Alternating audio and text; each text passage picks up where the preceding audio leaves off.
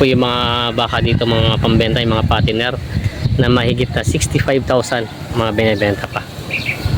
Wala. Yan po yung mga baka nila. May truck sana dadaling na. Pinapakain nila ng mga napier. Wow, subireg mo na namin truck.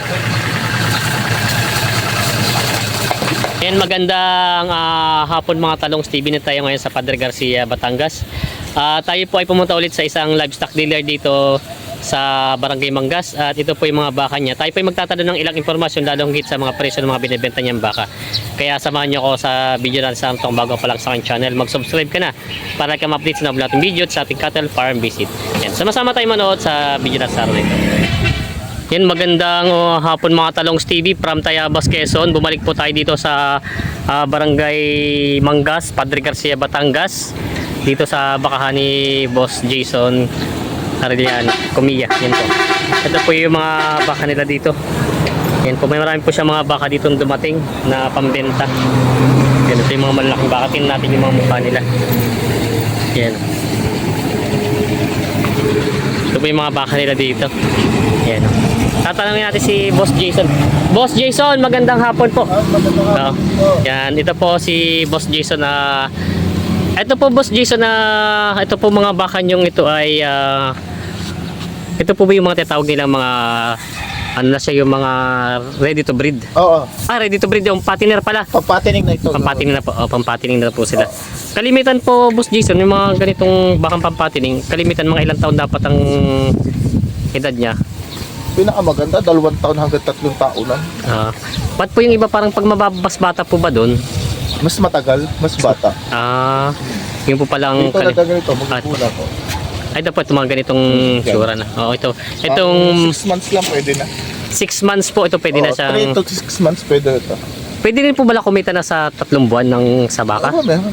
Kagaya nung binilag natin kay Kuya Eddie, halos 2 buwan, 3 buwan. Iba lang, ay maniwala. Ayun. Pero mas maganda pag susubukan din nila, ano? Oo.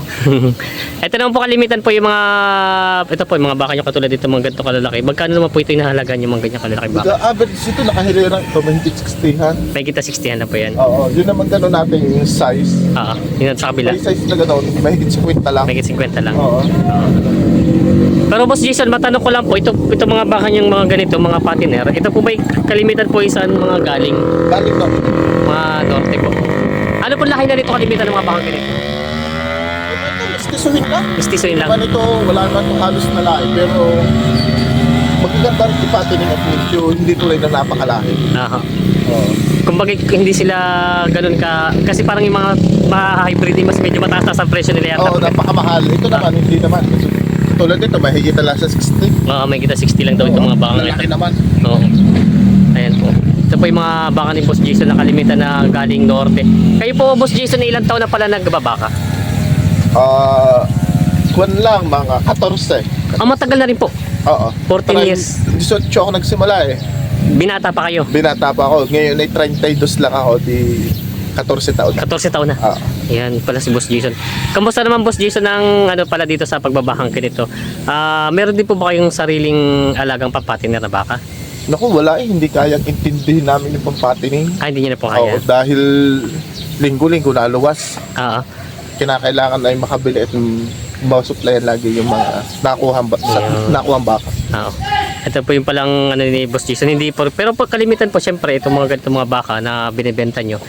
Hindi rin naiiwasan na nakakabili kayo ng may mga sakit. Ano po ba kalimitan naging sakit nga ng baka? Wala, trangkaso lang naman. Ano po? Trangkaso, sipon, yun lang naman ang pinakamalimit. Pero ano pong ginagamot nyo? May gamot tayo doon, may gamot na nandun. Nakalimutan ko itong pangalan. Makikita na lang natin. Patapos po yun po, tinuturok nyo. Ini-enchik lang. Mas magaling yun. Mas mabilis. Antibiotic na yun. Antibiotic po siya. Yan po si... Tulad nito, mga bagong dating alam. Ito po yung mga bagong dating lang nila Boss Jason. Kalimitan po ilang heads ang tumarating yung mga baka? Ang dating ngayon sa 60 heads. 60 heads? Oo, baka.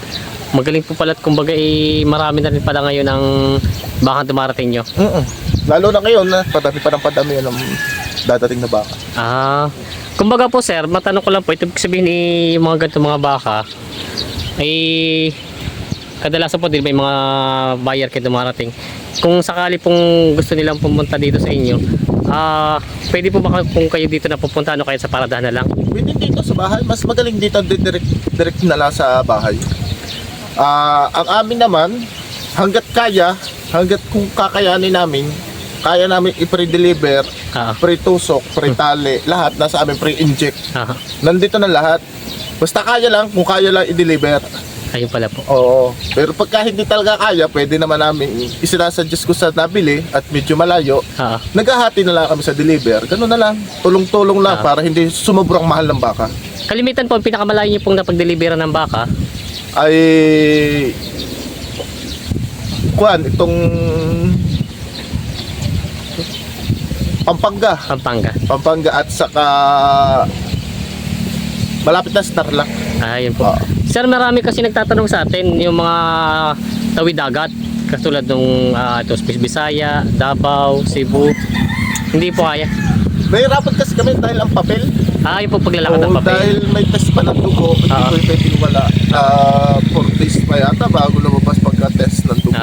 Pero kung sila pong kukuha dito, tapos sila na rin magpipick up, pwede naman po sila. Pwede naman may dala sila.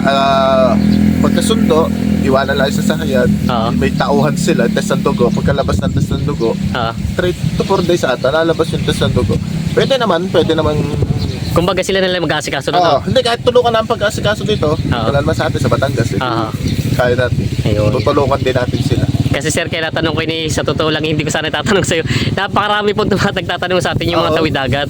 Marami nga na ako na tawid dagat. Gaya nung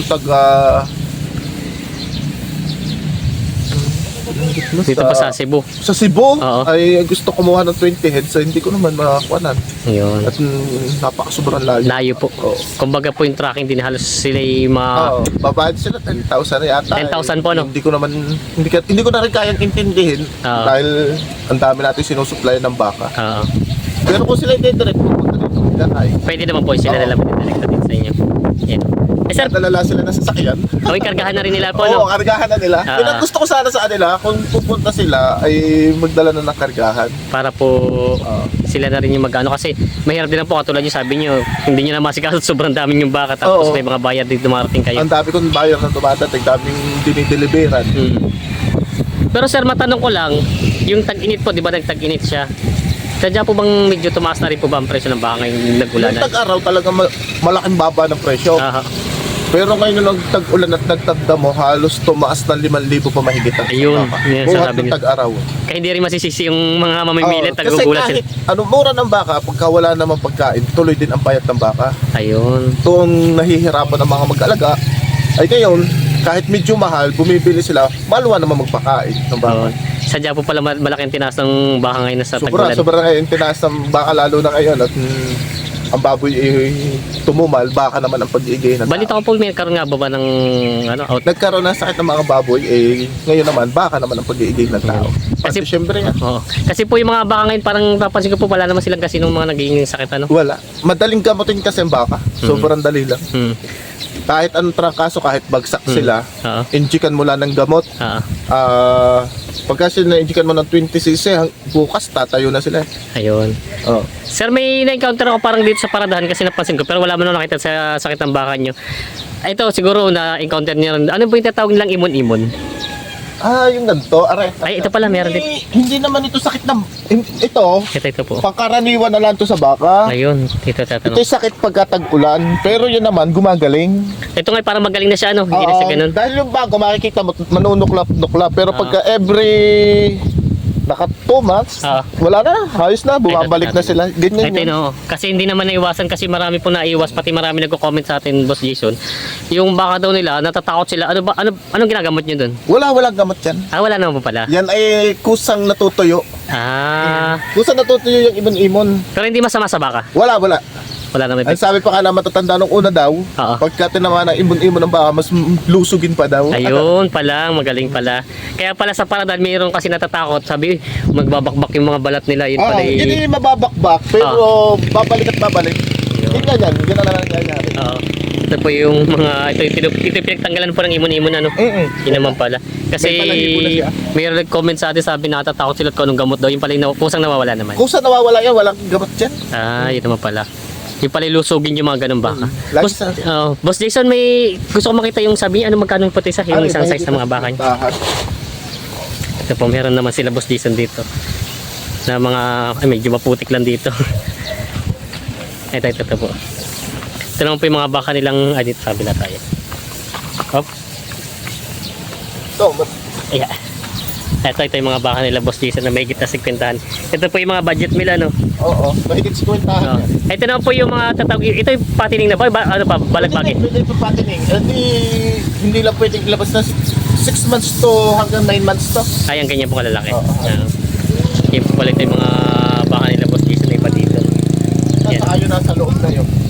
Boss Jason, may na... Sa presyo. Ayun, iba pa rin po yung presyo doon. Hindi, ganun din mahigit lang 50 niya. Ah.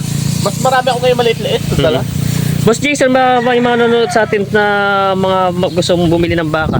Parang meron kayo pinupuntang lugar na nagpaparada kayo ng baka. Yung sabi niyo naglalako ng baka. Saan na po Sa Ibaan, tuwing Martes.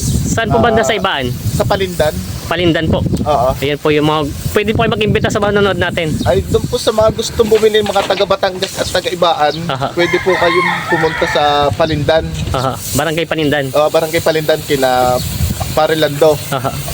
Nandun ako every tuwing Martes ako nandun. Aha. May parada ako. Ayan. Yun pala. Pag ano, gusto kasi yung iba parang medyo siyempre wala silang panahon minsan pumunta sa ganito. Kaya yung pinakamalapit po doon, pwede na sila dumirekta sa inyo. Pwede Doon. nang dumirekta. Oo. Tuwing... Message lang ako sa Facebook. Ay, ibig sabihin ko po anong oras kayo dumarating doon?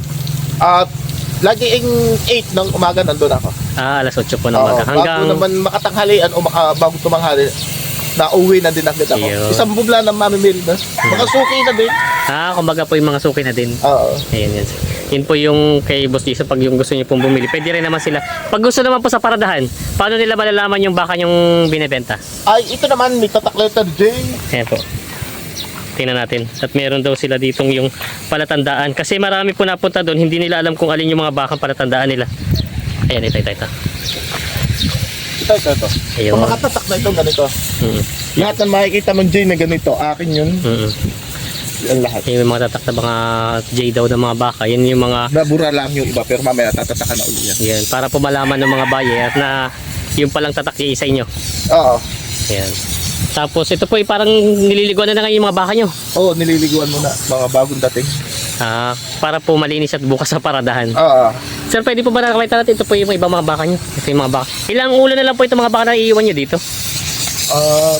Parang tatrayin pa na to. 30 na lang din. 30 na lang to. Pero pag dumating nyo po ngayon ay 60. 60. Kumbaga kalahati na rin ang Kalahati na yung nabawa. nabawas sila Boss Jason. Ayan, ito po. Kung dito ba, hindi na Ito yung mga may 50 na daw. Boss Jason, may tatanong ako sa inyo. Kasi di ba ngayon tag-ulan na, may papayo nyo ba na mas magaling kung meron silang katulad dito, yung may bubong Oo, na ano? dapat lagi may konting kural Mhm. para hindi naman nakakaawa yung hayop. Kasi parang napansin ko po kasi yung iba, may napuntahan tayo. Yung iba parang wala man lang silang pandong ng mga baka. Okay, kaya hindi, maliliit Oo. Parang nang... Pwede na napalay. Yan. Yung pala kailangan po talaga may koral din ang mga baka. Oo. Kasi pag nag-ulanan po, kakaawa din naman yung mga hayop. Ang saya na yung ating isang vlog na hindi natin Puntahan. napuntahan, nabalkan mo ulit. Ah. May labas na yung baka. Hmm. Ang lalaki. Lumaki na po siya. Yun po ilang buwan ng alaga. Dapat ingay yung pagkatapusan na. Aha. At ibabalkan sana. Aha. Ang ibenta nitong first week pa na. Ayun. Dahil po pag ano po, babalikan natin yung kay Kuya Eddie Karaan. Siya nga pala po, si Boss Jason po kayo po ang nagsusupply ng baka kay Eddie Karaan po. Oo. Ayan. Ito po yung mga baka ni Boss Jason. Yung po mga gusto kong bumili daw po nito ay pwede po bang mahingi ang contact number nyo kung sakali? 0929 0929 80 80 40 40 629. 629. Boss Jason Jason Kumiya. Kumiya, Arellano. Yun po. Yun po yung mga interesado po. Pwede kayong dumirekta dito sa kanilang koral. Tapos, Barangay sa Padre Garcia, Barangay Manigas. Barangas. Oo. Padre Garcia, Batangas. Ayun po. Tapos naman po, doon sa paradahan naman, Yung patak letter J naman. ang hahanapin nila. Ang hanapin nila pa. Ayun. Yun po yung kay Boss Jason ng mga baka. Yan, Saka pwedeng i-message ako, pwedeng message at yung halimbawa pagka nasa paradahan, pwede ko salubungin sa harap ng bakahan. Oo. Yan, para po kayo makapamili ng kanyang baka dito ni Boss Jason. Pwede kayo sa paradahan, pwede rin dito sa kanyang koral, dito sa Barangay Mangas. Ito po yung mga baka ni Boss Jason. Kasalukuyan pong ginagayakan na nila. At nililinis bago dalhin sa Padre Garcia. Doon sa may paradahan ng Padre Garcia. Yan, Boss Jason, maraming salamat po sa inyo.